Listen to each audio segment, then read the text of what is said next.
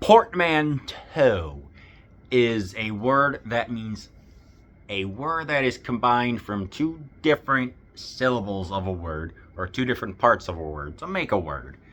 Like, for example, in today's movie that I am reviewing, Atragon, which means atomic dragon. So, of course, AT from atomic and Ragon from dragon.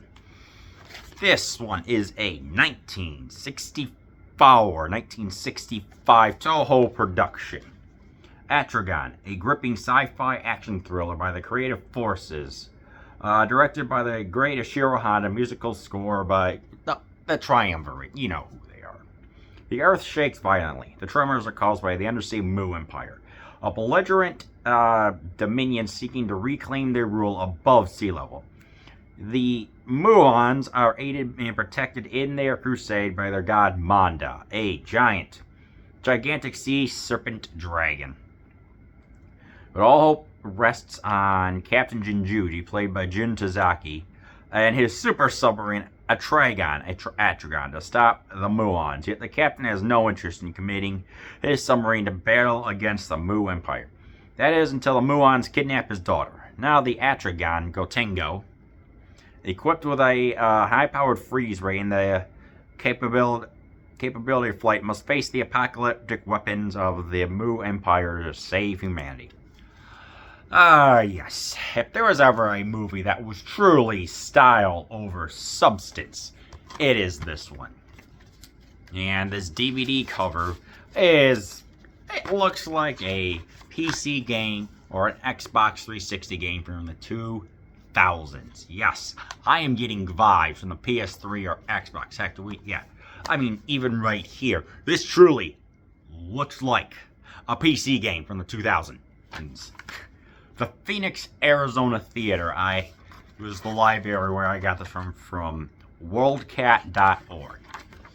What do I mean by style over substance? Well, with this empire that supposedly wants to reclaim the world, it's that Toho used their largest sound set in order to create this movie. I mean, it's a massive set which contains some beautiful ancient Egyptian inspired imagery of like steps, all the stones, and even the way how they dress. I'm like, this is amazing, because there's this species that comes in. It starts kind of terrorizing people, and they want to have the world. They want to reclaim the world to be in their favor, and they will stop at nothing. They even have this energy, this heat that melts a wrench, and there's steam comes out of them just to help release some of the internal heat. I mean, a wrench disappears. This guy is just bringing out steam. It's just like, wow.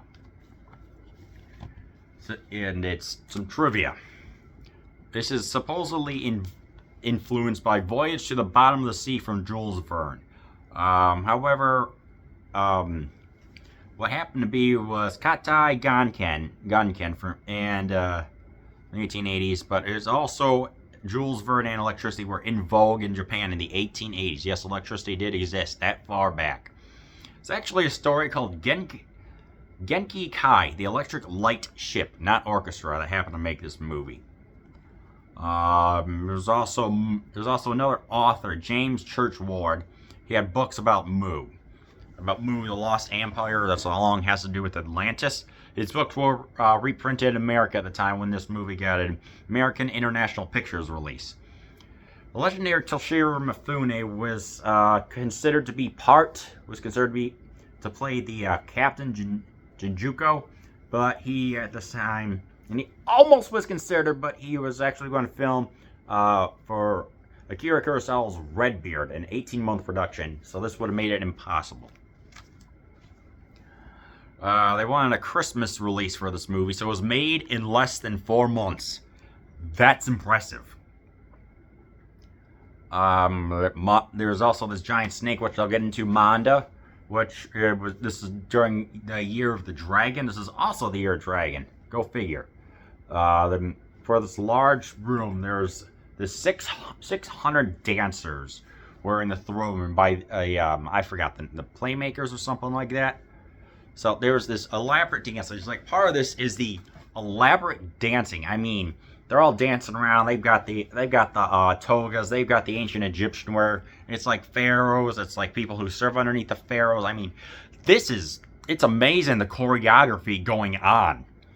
Jeez. The Gotengo itself were 5 models, anywhere between 4.5 meters, 15 feet, to 30 centimeters, 1 feet. There were moving parts. They were controlled by radio. Heck, there's even an analog radio where one could fit in.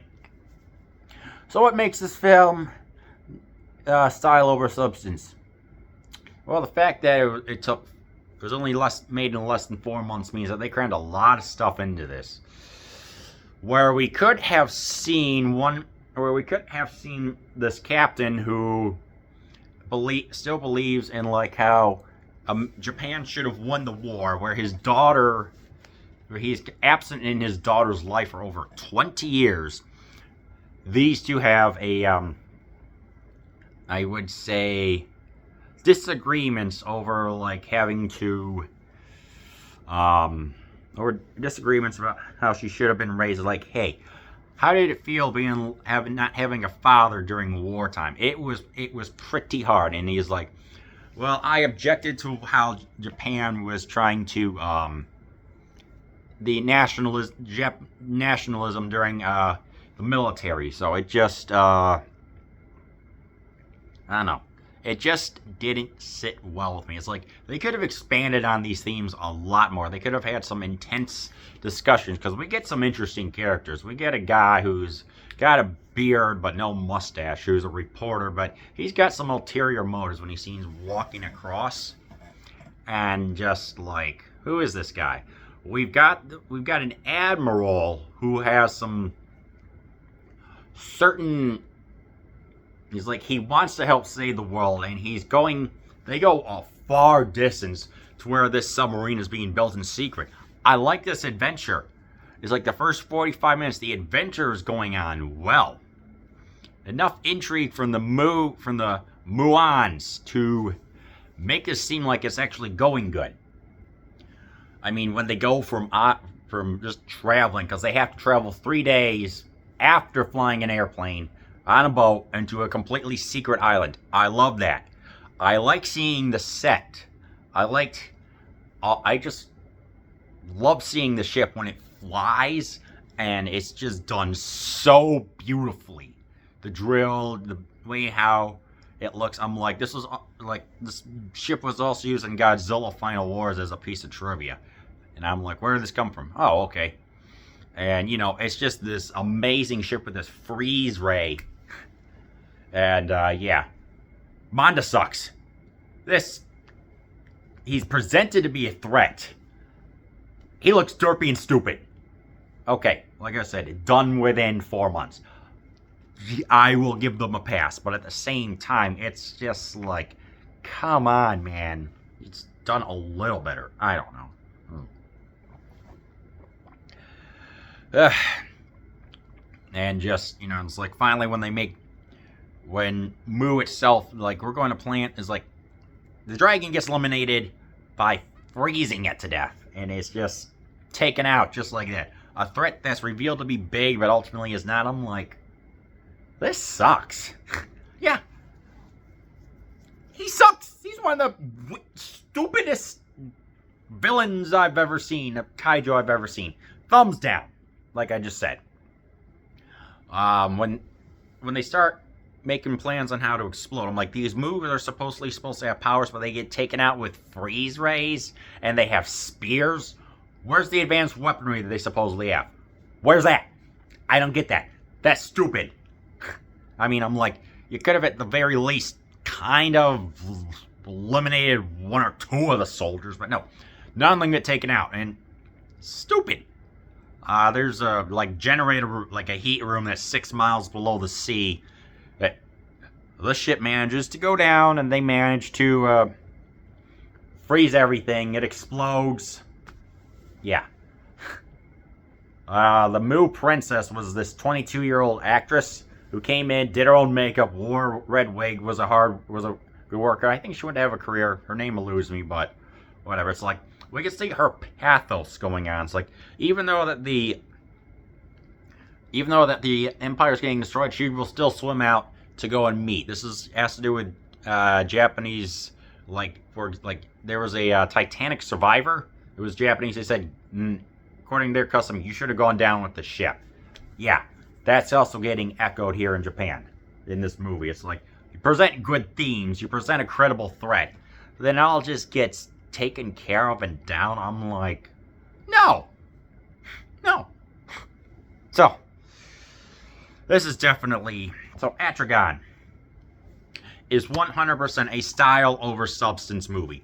This movie should really have been expanded into 2 hours, remade a decade later, and actually given like a more proper length and have some more themes explored. It could even be remade now. So yeah, like themes that have good potential but aren't expanded on.